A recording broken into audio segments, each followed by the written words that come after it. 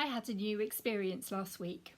I went with Graham to have a COVID-19 test done before he flew overseas on his forces deployment. Watching him perform the test, I was very glad that I didn't need to have one myself. It didn't look very pleasant.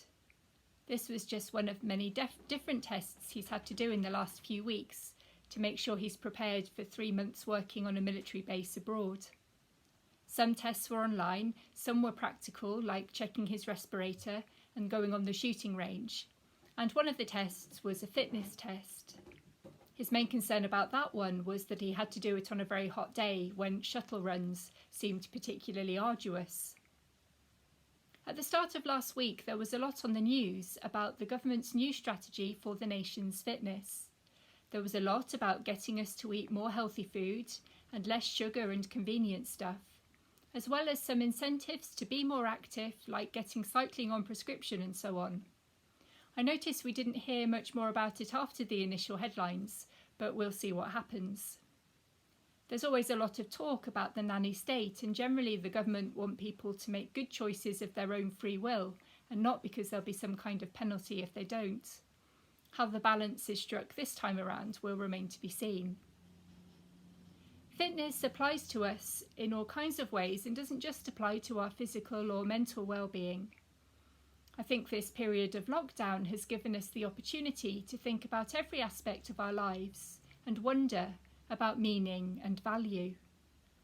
When shops closed and activities stopped and families and friends could no longer gather together, we were given the ideal opportunity to think about how we spend our time and money. We came to realise that there were some things that we really cherish, and we might even be wishing that we'd paid more time and attention to them in the past. There are other things that we may have spent a lot of time on, either in our work or our free time in the past, and we might now be thinking, what on earth were we doing investing so much energy there? We're invited to ask ourselves, how does our work time, our leisure time, our family time add to our overall fitness and well-being? What's not of benefit to us? What's causing us harm? What needs to be different? Just as we need to pay attention to our physical and emotional fitness, we also need to invest some time and energy into our spiritual fitness. It doesn't just happen like magic while we're getting on with something else. Some intention is needed, and we're invited to make choices. I believe that God provides spiritual food for all of us in many different ways. Part of that is the kind of spiritual food we might find when we study the Bible or talk with other Christians. Some of it we might find when we're silent in prayer, listening for the murmuring of the Holy Spirit, who speaks to us in words and pictures and thoughts that seem to come from nowhere and just won't go away. But there is still more. Perhaps the contemplation of the natural world or the enjoyment of art and music speak to our souls in ways that we can't explain. Think about those things that make your heart sing. Think about those times when you feel almost physically that your heart is expanding in your chest and you're overwhelmed with a sense of love and goodness. All those things are spiritual food provided by God for our nourishment and enrichment. They invite us into joy and gratitude and into acknowledging the one who has given them. The other day when I was out walking, a little mouse ran out of the grass in front of me, and I actually laughed out loud. This briefly joyful experience led me into a much deeper contemplation about God's care for the mouse and God's care for me, the wonder of nature and the struggles we all face at times. I thought about how the mouse might have felt at seeing me, and I thought about my response to those huge obstacles that are sometimes suddenly in my path. I thought about how God holds it all, and I felt overwhelmed with thankfulness.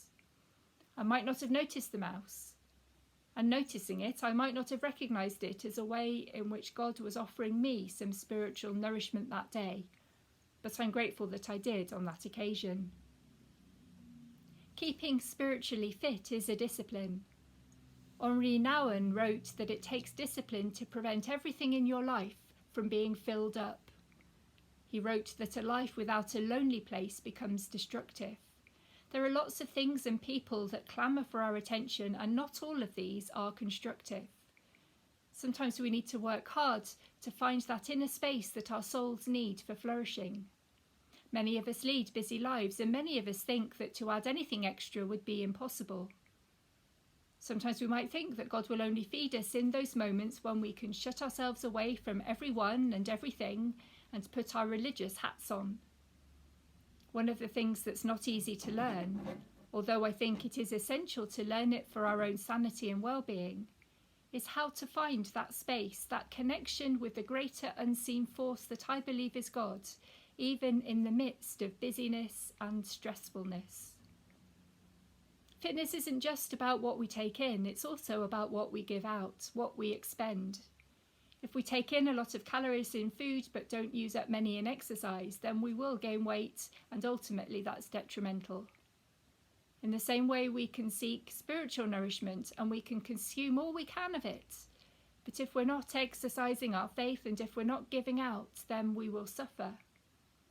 Perhaps it could be described as the path to spiritual obesity, where all we seek is for spiritual food for our own sake, regardless of what others around us may need.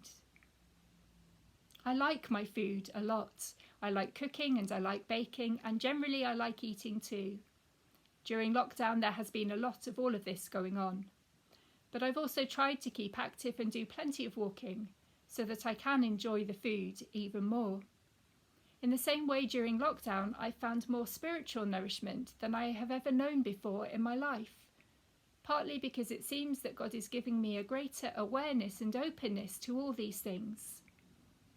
But I'm aware that I need to use all this for the good of the church and the benefit of the wider world. I don't want to have a flabby faith that's content to sit in blissful isolation, consuming everything that comes my way. I want a muscular faith, the kind of faith that is exercised and alive and used for the blessing of others. I want the kind of muscular faith that really can move mountains.